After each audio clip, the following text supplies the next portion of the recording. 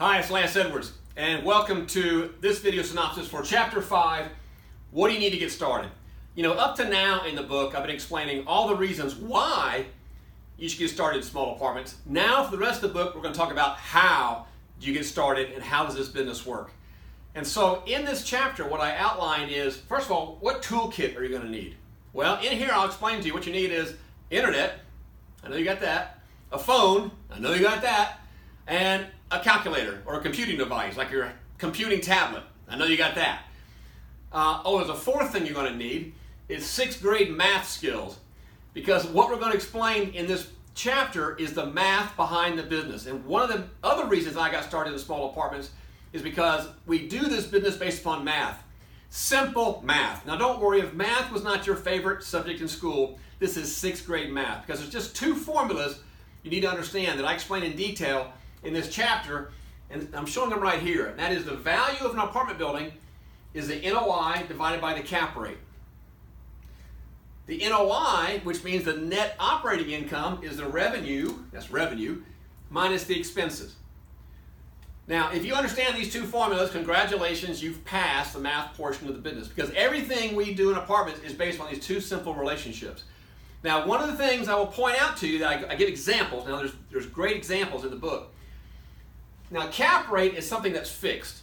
We get a market cap rate from brokers. I'll explain how to do that in here, but it's a fixed number in the market. So what it says, if you know the cap rate, for example, let's say it's 8%, if you know the net operating income, then you know the value of an apartment building. But what it also says, if I raise the net operating income, the value goes up. This is something called forced appreciation. I alluded to this in the prior chapter. It is a powerful part of your wealth creation component.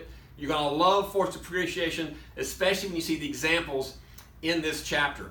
All right? It's all based on these two simple formulas. So I give a lot of examples on the math. I want you to read it. I want you to see how simple and straightforward it is. It's because of the math that this business is perfect for part-time. Because we, or you, and what I do, you can make offers nationwide, sight unseen.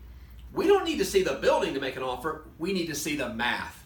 And I explained exactly how to do that. You can be doing this business in markets all over the country. You're not limited to your own backyard. This means the opportunity for you is massive. And you can do it on a part-time basis because all you got to be able to do is analyze some deals. And I teach it again to you in Chapter 5.